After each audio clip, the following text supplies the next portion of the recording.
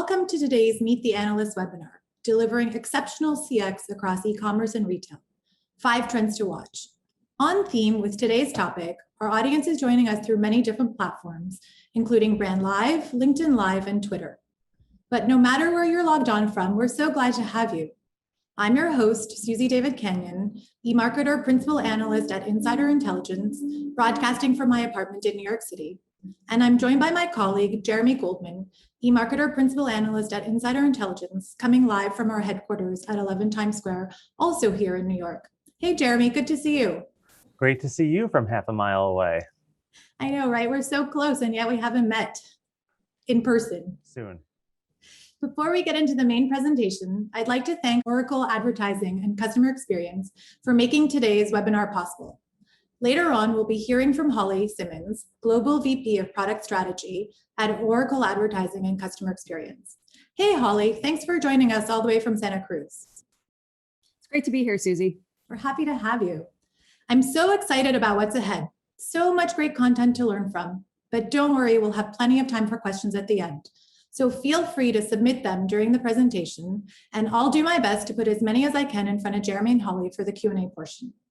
So with that, Jeremy, I know you have some great CX trends to unpack for us, so let's get started. Yeah, thank you so much, Susie. And you're right, there's been so much that shifted lately, and we really wanted to try to distill down for you a number of different CX trends that are transforming online and offline retail these days.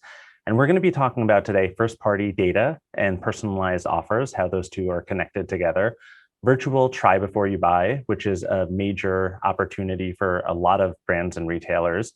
Click and collect, which has grown exponentially as a result of the pandemic and is expected to continue to grow.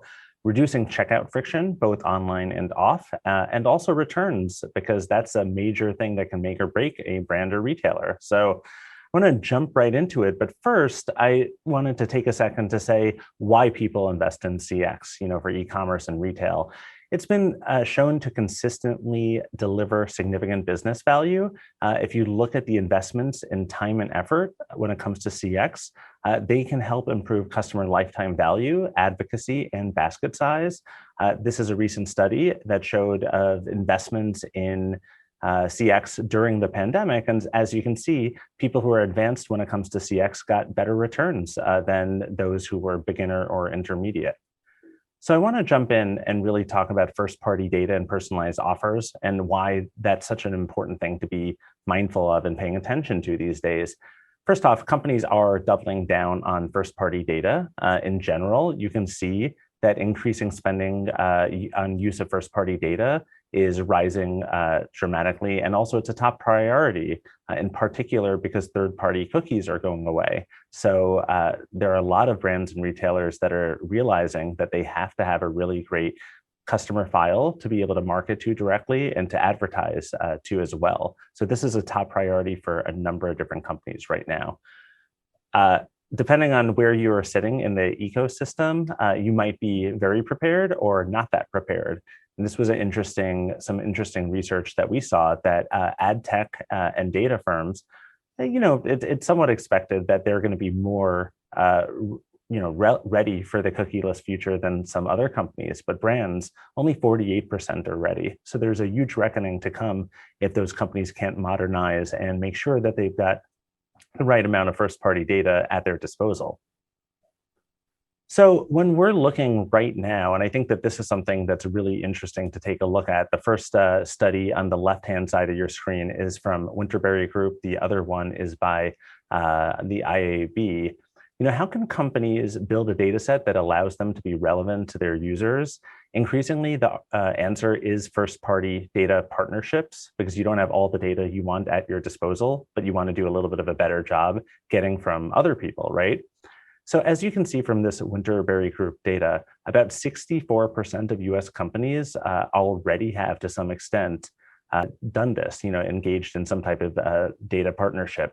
But more telling to me personally is that 16% of those that haven't yet have active plans to do so.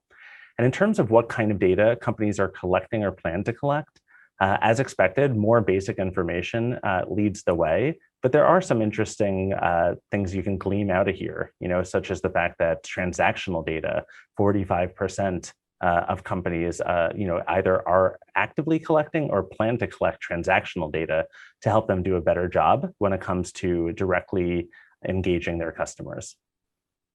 So marketers are doing a lot of different things to capture implicit and explicit first-party data to do a better job reaching their customers.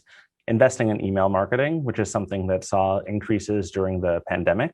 And it's a little secret of us marketers that email works better than most things still, 20, 25, whatever years later.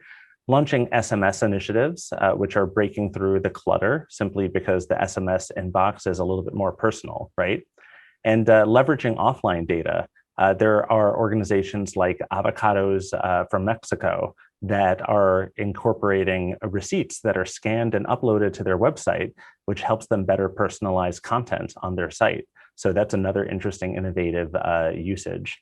Another thing is focusing on loyalty programs. There are companies such as Michaels that have increased their loyalty program pretty significant numbers as a result of saying, instead of giving you a coupon, we're going to go give you an offer, but we're going to ask for something in return. So I think that that's definitely something to watch. And also interactive content, companies like Peace Out Skincare and Thrive Market, they're using these type of interactive quizzes or guided shopping in order to capture information and do a better job relating to that customer. And also integrating customer data platforms. Susie, I know you and I were talking a little bit about the loyalty programs and striking the right balance there as a company, right? Yeah, absolutely. I'd heard once that if you ask people for their information and then you reward them with a coupon, then are you devaluing your brand, which I thought was kind of interesting, right? Is that the first impression you want consumers to have? Yeah, and I think that that's absolutely valid. It's very important that people know what level, of the market that they're marketing to, right? So for a luxury retailer, would definitely not be the right way to go. But of course, there are opportunities to still say, join our loyalty program and you will get something, right? So in terms of what that thing is, that's another question, but really Yeah, good point. absolutely. You know what else I still can't get over? The avocado example. I just think it's so fascinating. If you can tell us a little bit more about what they do with the information. Yeah, it's a really interesting thing. We spoke to them for our recent report, and they take the coupons and they take receipts and look to see, besides avocados as a proof of purchase, what are other things on that receipt. So they actually put recipes on their website, and they're looking to see what else people are buying simultaneously with avocados, so that they can better get some intel about what types of recipes to put on the website. And I know we were talking a little bit about CDPs, which is obviously a brand opportunity for those companies that aren't yet engaged with one. The ability to unify customer data from multiple sources and platforms to do a better job marketing, that's been cited as the #1 reason that technology professionals are gravitating to them. Now, in terms of priorities and actions in protecting their privacy, according to consumers worldwide, there are a lot of people out there who do care about their privacy. They want to give up some data if they get something in return, but they are privacy conscious. So as companies start to adopt more of this first-party data mindset and gather as much as possible, they also have to strike that balance with not, having issues with a customer that's becoming a little bit more sophisticated. And if you look at ultimately why this is so important, is that you see here that less than 1 in 10 companies provide a seamless experience to their customers.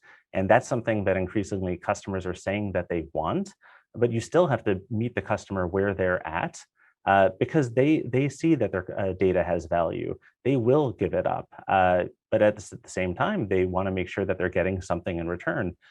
So it's almost something that a lot of people have trouble understanding. You can be privacy conscious, but you can also not be entirely resistant to data collection as a customer. They see their data as valuable, and this I thought was really interesting. Would U.S. consumers be willing to sell their data? If you look, you can see a lot of people, their overall willingness to sell, more than 6 in 10 would say yes to purchase history, browsing history, digital media consumption, location. So these are all things that if the customer gives them up explicitly, they want something in return. It's not necessarily always an offer, but we were talking about loyalty and personalization before. Personalization is what consumers want in a loyalty program when they're giving up this data. 64% want to receive personalized offers based off of their past purchases. 63% say to have a seamless experience, just a frictionless experience. It's seemingly something that we should all be able to offer the customer, right? It seems very reasonable. And 60% want to personalize the way that they can earn based off of their own explicitly stated preferences. Jeremy, I just heard about IKEA in Europe trying out this new, I guess, promotion. If you go with your Google map, depending on how long it takes you to get to the IKEA, they'll give you money back in some form, which I thought was a really clever way, again, of doing personalization on a one-to-one basis. You're right, and it stands out from the crowd because when you're doing something unique like that, then you're getting the PR value from it, you're getting the word of mouth, as opposed to doing the lowest, the bare minimum. So yeah, that's a really great example. We actually have a few really great examples, speaking of which, in the virtual try before you buy section, because a lot of companies invested in augmented reality and remote video as a result of the pandemic, or even beforehand. And then they started to see some greater returns as a result of those investments.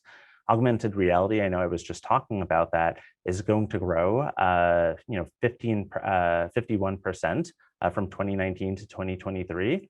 VR is actually going to grow at a slightly faster rate, but you can see that there are some hurdles, particularly with hardware, that have led VR to lag behind a little bit.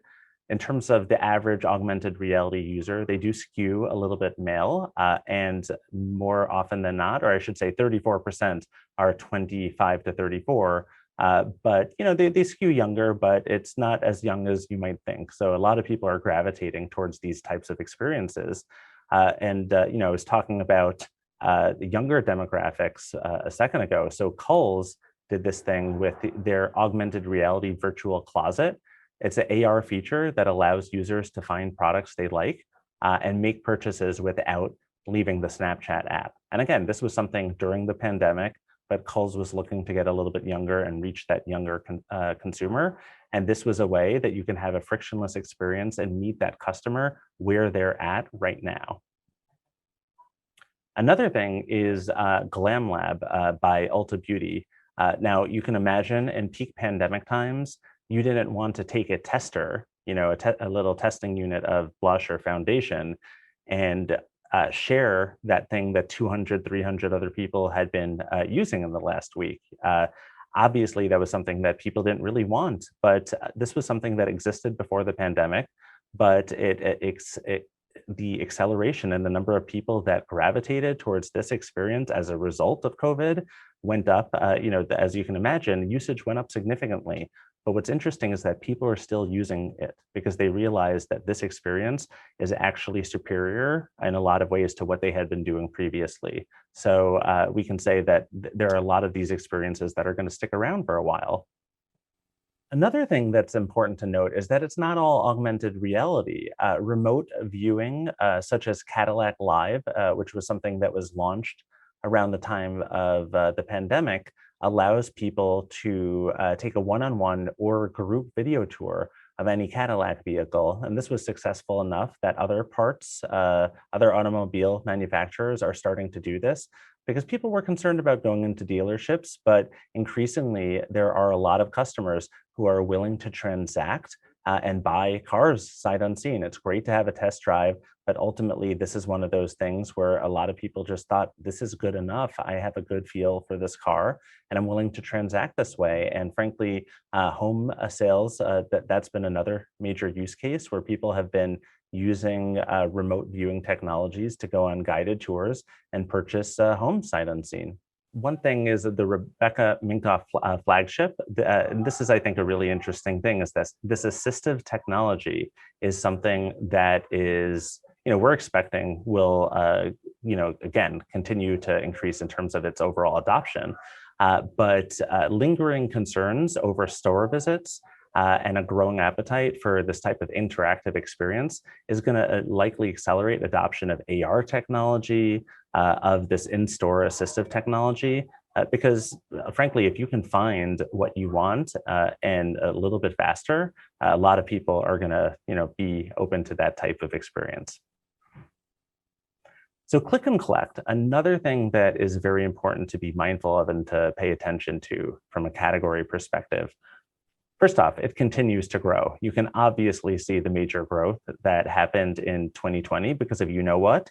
I feel like we're all a little tired of saying COVID or the pandemic, looking in the thesaurus for other words to use there.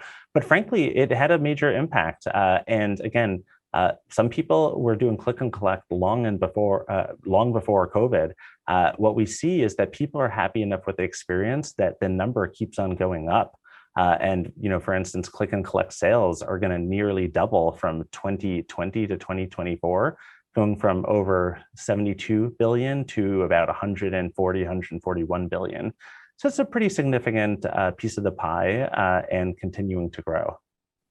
In particular, those of us who've joined from the grocery industry or some affiliated industries will probably be aware of the fact that it's a particularly hot segment within click and collect.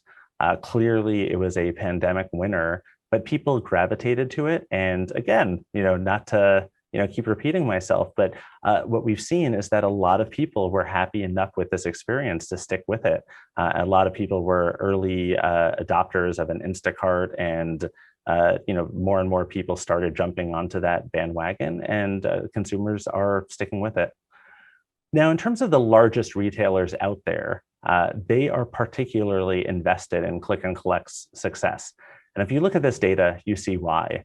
In terms of the billions, you can see, like with Walmart, for instance, that's 21% of their total already. If you look at Home Depot, Best Buy, Target, you see these numbers, and these are significant percentage increases year over year. And again, I have to fully acknowledge that largely that was because of COVID, but based off of our projections, we're expecting these numbers to continue to go up in the next year.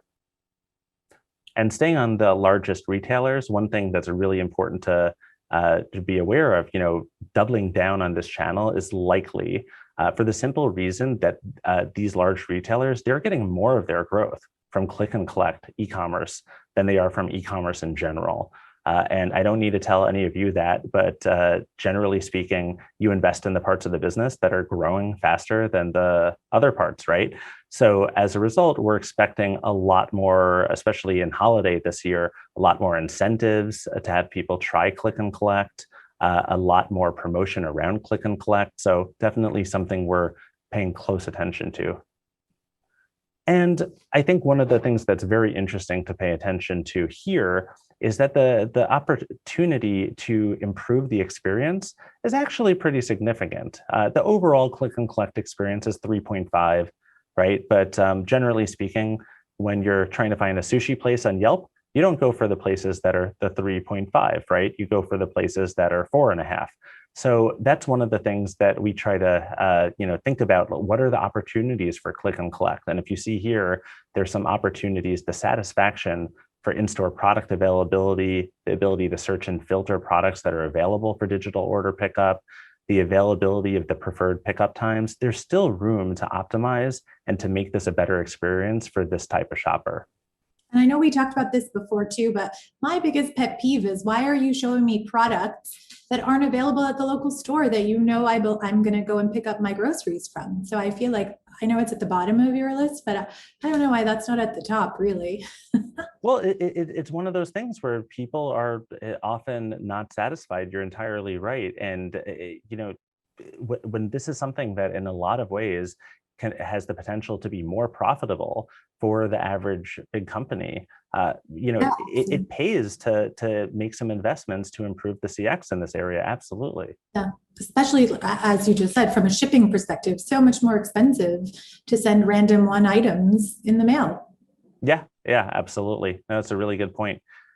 And, one thing that I would want to keep in mind also is to think about your type of business and if this impacts you.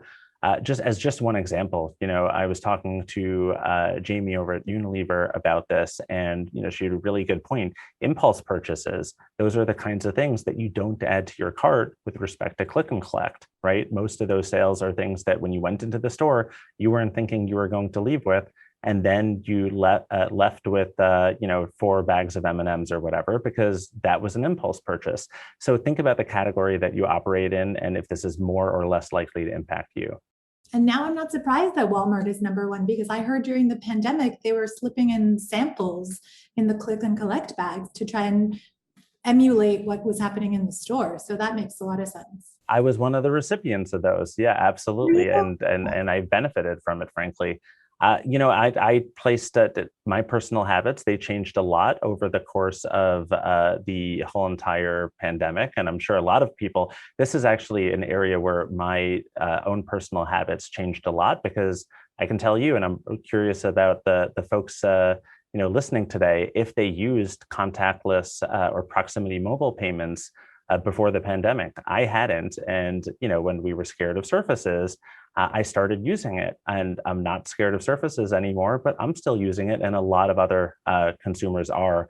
If you look at the data, from here, it didn't, we're not necessarily expecting a meteoric rise, but we are expecting more and more customers of yours are going to be gravitating towards contactless, not out of concern of germs, but simply because it's faster. It's a little bit, more frictionless way to get through those offline transactions, which tend to take a little bit more time.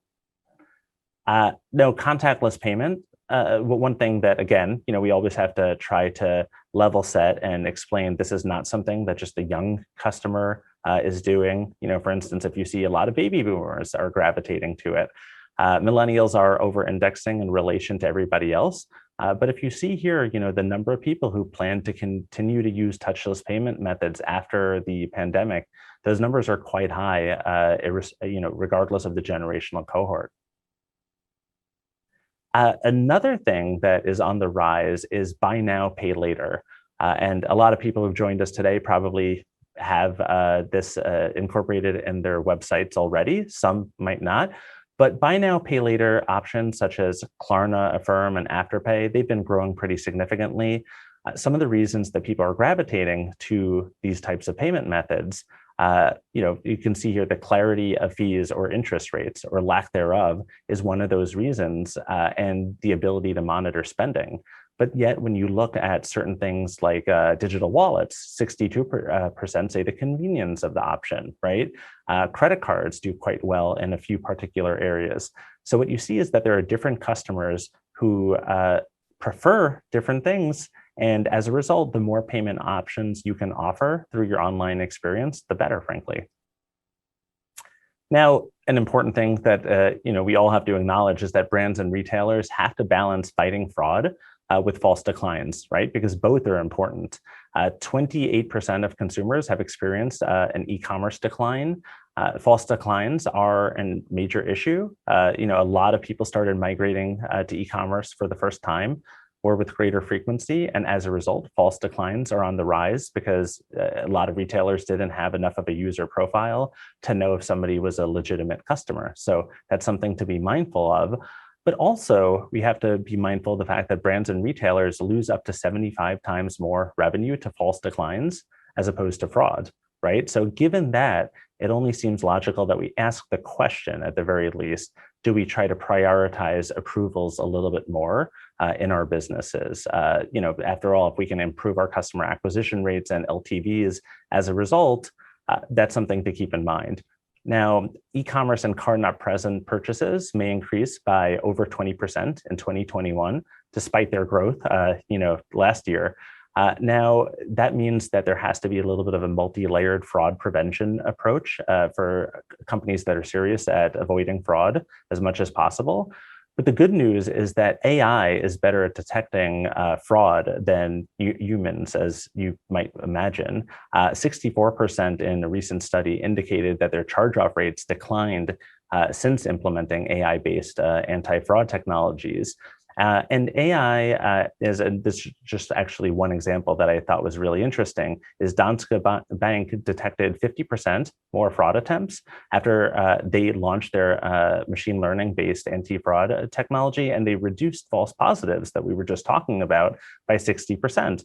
And the bank believes that they can get that number up to 80% reduction in the near term once they've trained that machine learning a little bit better. Now, returns, we're talking about things that can be a little bit damaging to your bottom line and to your CX. And returns are a major challenge, but they're also an opportunity. Now, remember, e-commerce has been up, which is great. The downside to that is that returns overall are going up as well. And part of that is because when you transact online, you're more likely to return something than if you were in front of that product in a store. And they're a growing pain point right now. One study a year ago showed that 15% of large retailers considered returns to be a major issue. And then that study was anniversaried, and now that number tops 50%. So loyalty is up for grabs, in part based off of whether or not you have a customer-centric return policy. And what's interesting is, as we looked at the data, we found this was an interesting Narvar study that 32% cited more convenient options for delivery, pickup, and returns as reasons for staying with a new brand or retailer that they had started transacting with during COVID. But 26% cited better communication around orders and returns, not necessarily just the policy, but the communication around the policy. And that's an important trend to watch. Another thing that I find really fascinating is the trend of bracketing, buying multiple versions of the same SKU, trying things on at home, and then returning, most of them, but not all. One thing that's interesting about this is that, first off, it's up dramatically. So it's something that's here to stay, and you won't necessarily get rid of it as a retailer. But understanding that this is a trend and figuring out how to speak to that customer specifically is a huge opportunity. And another opportunity is realizing that not everybody who brackets necessarily wants to return something, right? So simply adding more information about sizing on a product detail page is an opportunity to do a better job in that regard and get that number down.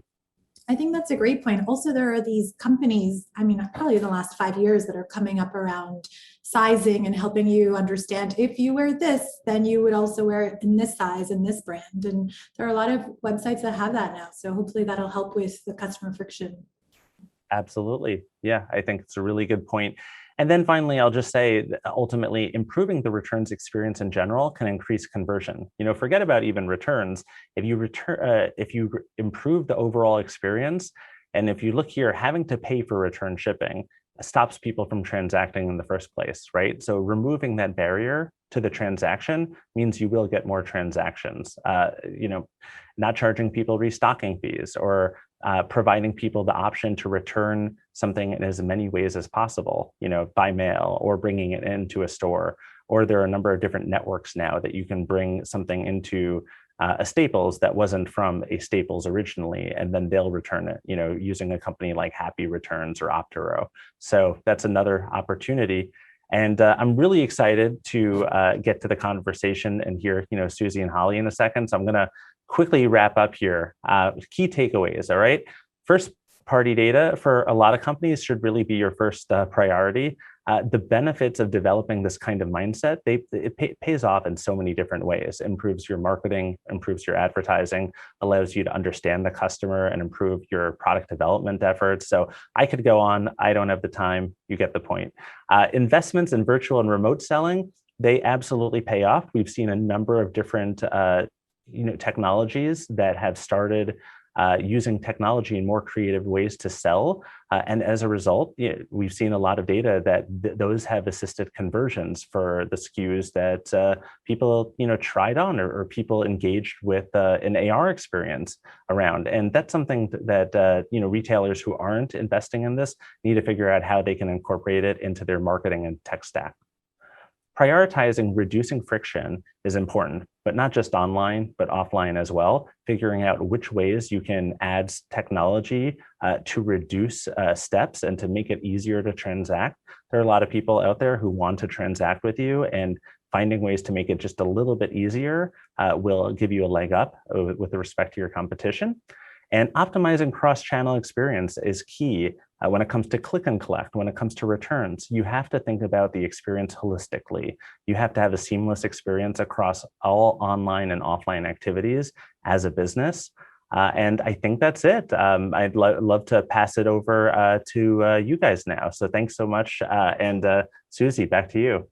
That was great, Jeremy. Thanks so much. Such great, rich content. So before we get to our live questions, we're going to chat with Holly Simmons, Global VP of Product Strategy at Oracle Advertising and Customer Experience. Welcome back, Holly. Thanks again for being here. Thanks, Susie. Great to be here. So let's get started. Jeremy talked about so many different CX trends, but I think we can all agree that the basis is data. How is Oracle working with clients to gather and then more importantly, to manage and use that data? Yeah, Susie. So this is a really big area of focus for us, because as a retailer, as a marketer, you have to have data and content to be able to segment, target, deliver all of those personalized messages when your customers need them, when it's the best time to hit them. And data is necessary, but it's also one of the most strategic places that a company can invest. And Jeremy sort of touched on this in his key takeaways. And when we're talking with our customers, there's a few things that we're hearing. First of all, because of the pandemic, a lot of customers have been looking for ways to better leverage their data. And there are also cost considerations when you have your data customer data in many different places.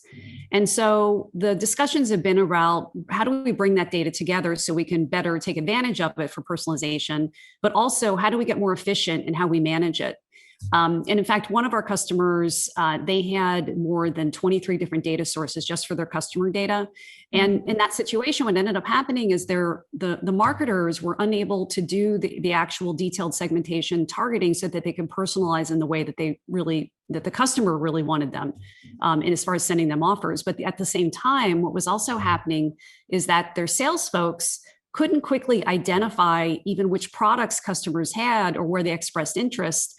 Because all of that data was spread out across the board. So they didn't necessarily even know what to position with them. So by bringing all that data together, it addressed both of those challenges and allowed them to do a number of things. And I'm going to mention another example in a little bit, just to continue that story. The other thing we've seen is that a lot of retailers, marketers are looking for data beyond marketing and commerce.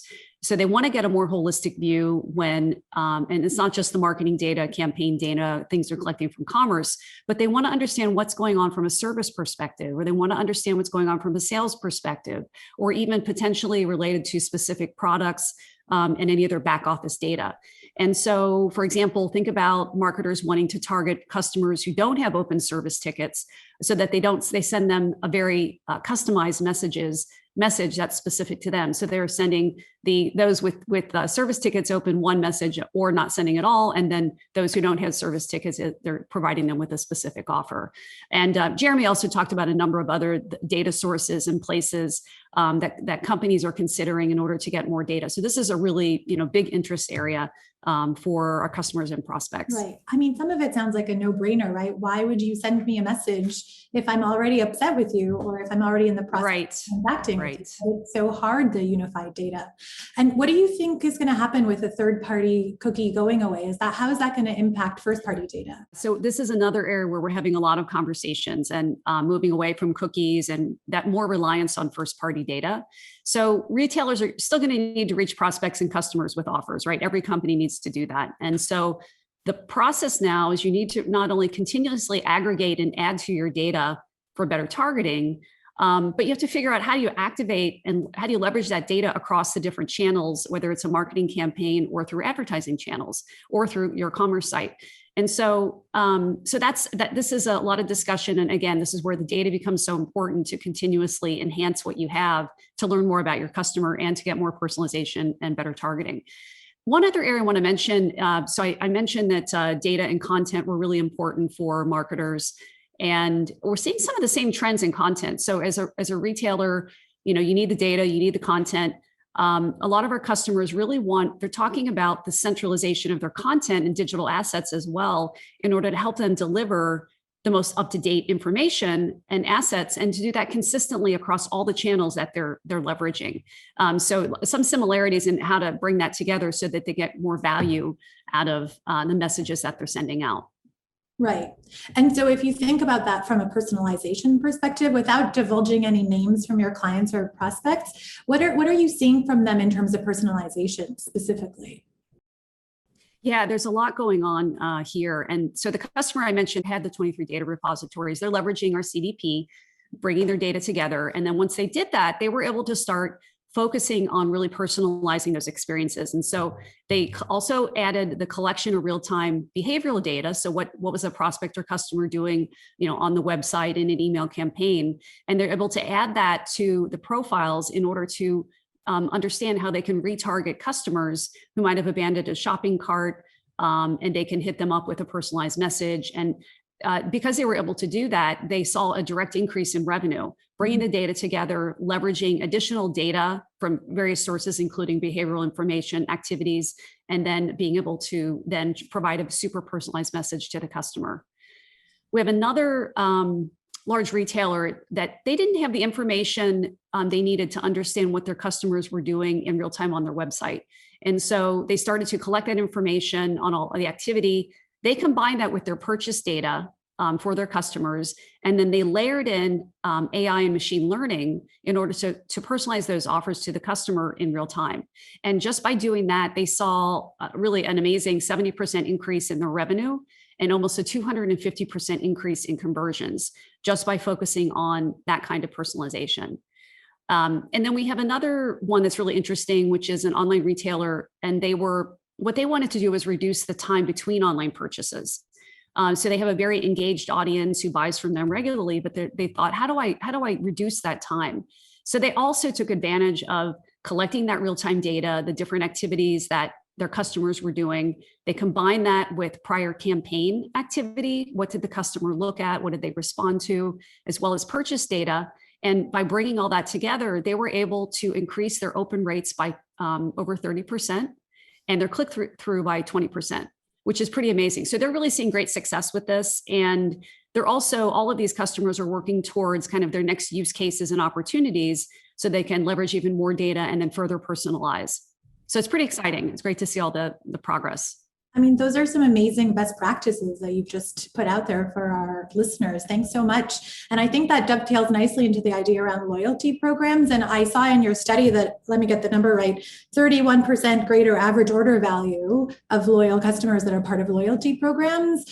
What is Oracle advising clients on this? I think there are two. I think 2 points to this. So there's some best practice aspect to just personalization. So the customers we just talked about, they need to leverage that first party data, the real time data collection, actioning, identity, consent, privacy. There are a lot of things that need to come together to make this work well. And what I see when I talk with our prospects and our customers is that there's a lot of interest in personalization, but most companies struggle with knowing where to start. So we spend a lot of our time focusing on defining what are the scenarios or the use cases that companies can take advantage of. And we talk through the possibilities and help our clients to basically build out those scenarios and then giving them a place to start so they can quickly see some ROI versus trying to boil the ocean. And there are really a lot of opportunities here and different places that companies are starting. And I gave you a few earlier just to give you a few examples. But at the end of the day, it always comes back to the data.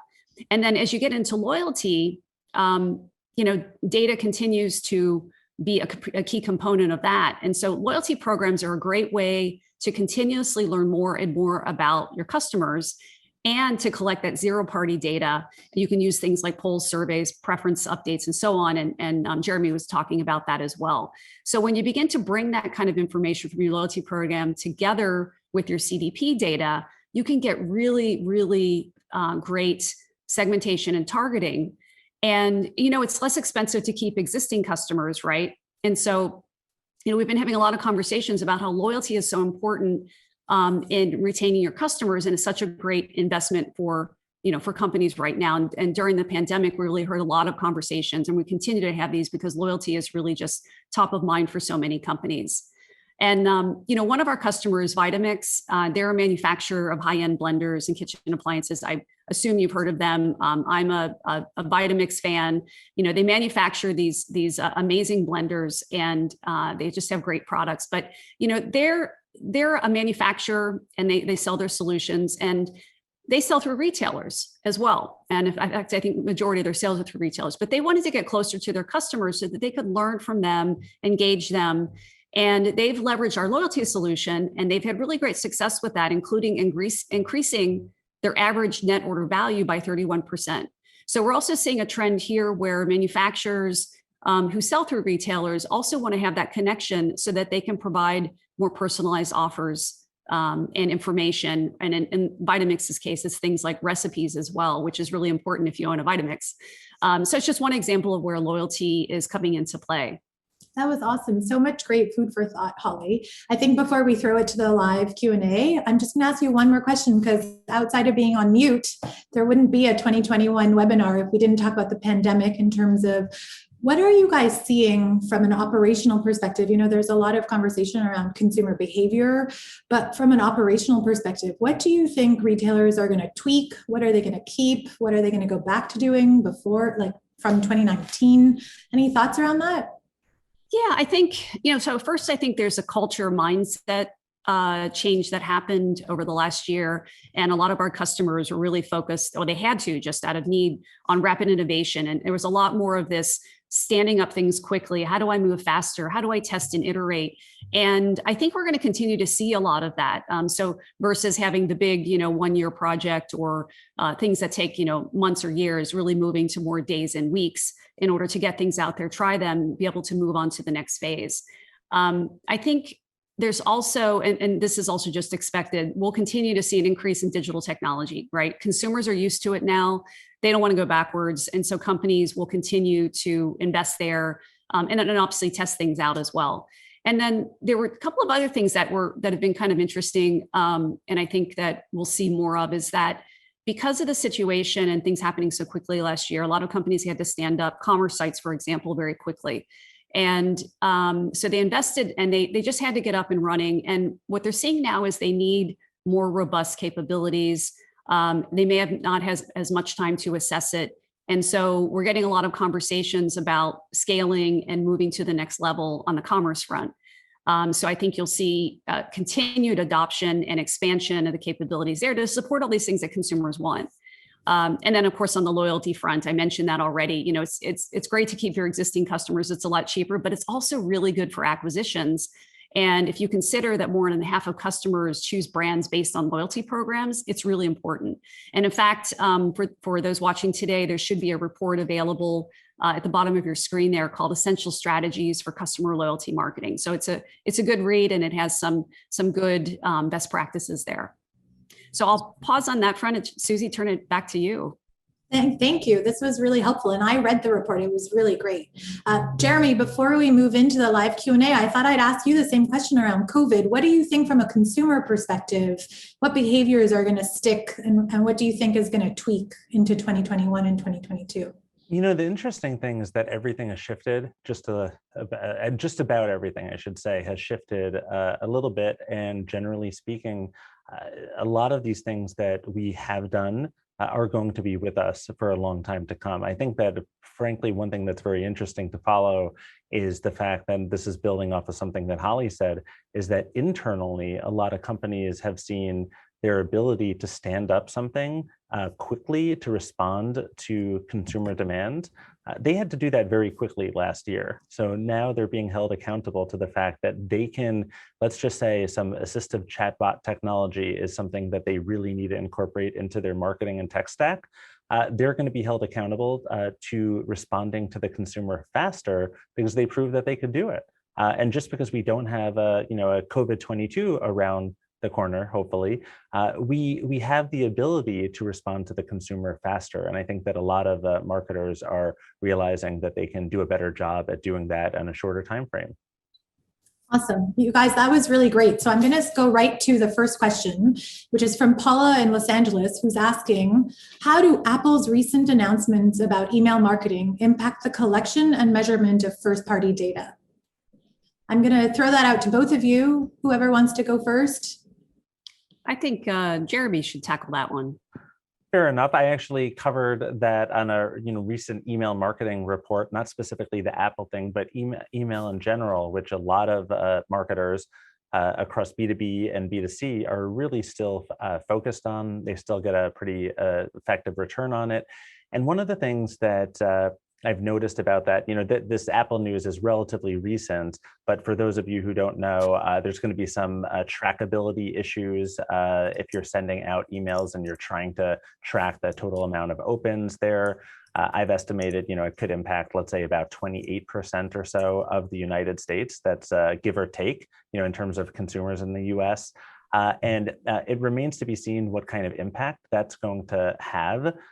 But obviously, it impacts, primarily the Apple ecosystem. If people are using the Mail app on desktop and via mobile apps as well. I think one of the things that's also interesting to pay attention to there is the fact that Apple is quickly, doubling down on their reputation as the privacy company. Their Hide My Email feature is something that a lot of people are gravitating to using now, which also makes it hard for companies that use an email address as a unique identifier. If you don't have that email address as a unique identifier, it's a little bit harder to enrich that customer file. So that's something that we're following very closely and something you should be mindful of. Cool.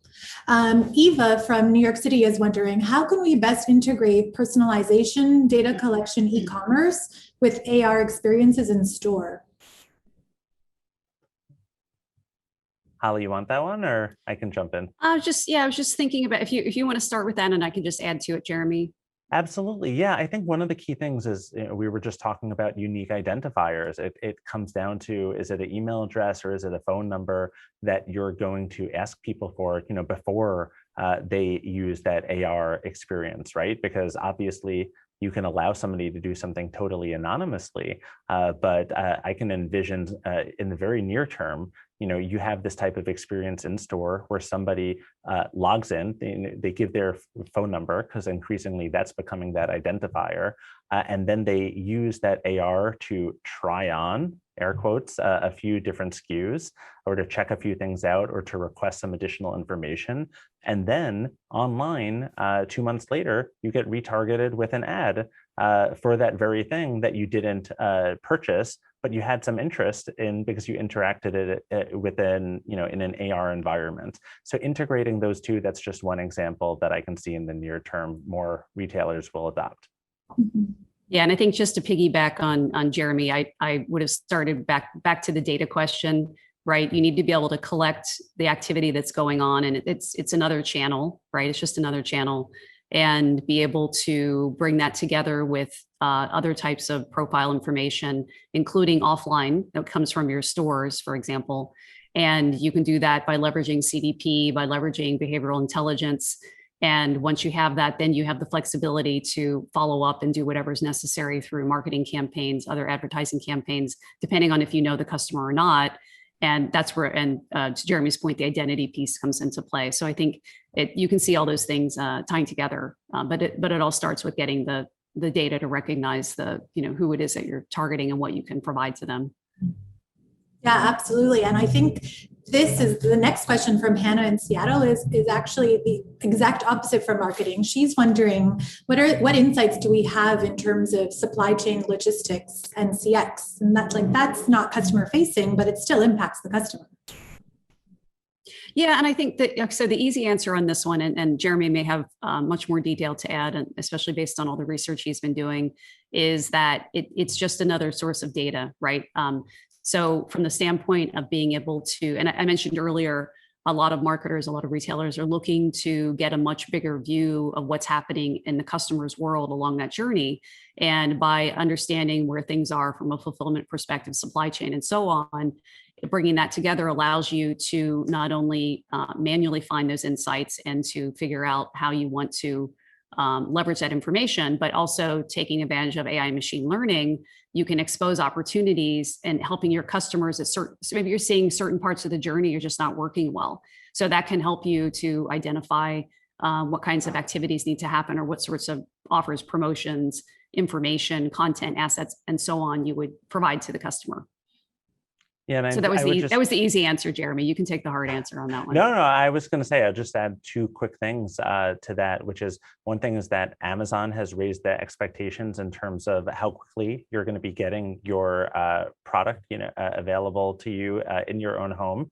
So I think that a lot of people are looking at CX in terms of, frankly, am I getting my product quickly enough? Yeah. And that's a huge opportunity for a number of people. Then another key thing is, and I'm sure we've all had this frustration, where you might even get remarketed something online click on it, you get to the site and it's out of stock. And that's because they're not doing that in-stock availability check at frequent enough intervals. So just making sure that your systems are all connected together so that you're marketing things that you actually have to sell. It seems a little bit obvious, but there are a lot of retailers where that's still an opportunity.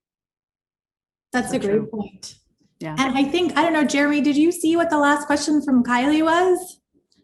Because you totally talked a little bit about it. We're just wondering, she's in Brooklyn and she's curious about our predictions for Amazon Prime Day, now scheduled late June, which is the earliest it's ever been. And do we think it's going to impact the back to school season? Oh, that's a really good, Susie, can I throw that to you first? Because I know that you're, our e-commerce lead. I'm really curious what you think about that. Well, there's so many things, and that would take a whole hour just in and of itself. But I think moving it forward helps Amazon sort of take the lead on back to school, but also helps everyone else see that it doesn't matter. They can do their Amazon Prime Day anytime they want, and they have control. And then all the other retailers have to scramble because everybody sort of bands together to try and do some sort of back to school or Prime Day or holiday sort of rivalry. And so I think this is really what's going to happen, which very unexpected. So it'll be interesting to see what happens. I think, yeah, absolutely. I think that, and Kylie, I hope you're not a Nets fan, I want to say, by the way. But in all seriousness, I think that Amazon has the power to make or break a holiday and to shift seasons accordingly. That's really the power that they have as an e-tailer at this point. Yeah. Holly, are your clients talking about this or not really? All I know is I'm going to be participating in that day myself as a buyer. So yeah. How can you not really? I think everybody does. That's the whole, yeah. Well, unfortunately, that went by so fast, and that's all the time we have for today. Thanks again for the great presentation, Jeremy. Super insightful. And a very special thanks to Holly and to the team at Oracle Advertising and Customer Experience. And of course, our eMarketer production crew that works so hard behind the scenes. A huge thank you for making this and all our other videos possible. We'll be emailing you soon with the link to the slides and the full recording. And before we wrap, let me take a moment to tell you about what's happening across eMarketer's media channels. You can register for upcoming live Analyst and Tech Talk webinars at eMarketer.com/webinars. Or on the audio side, don't forget to tune in to the daily podcast Behind the Numbers, which can be found at eMarketer.com/podcasts. And finally, please check out our newsletters. So thanks again for joining us, everyone, and have a great rest of day. If you wanna run away with me, I know a galaxy and I can take you for a ride. I had a premonition that we fell into a rhythm where the music don't stop for life. Glitter in the sky, glitter in my eyes, shining just the way you like. If you're feeling like you need a little bit of company, you met me at the perfect time. You want me, I want you, baby. My sugar boo, I'm levitating.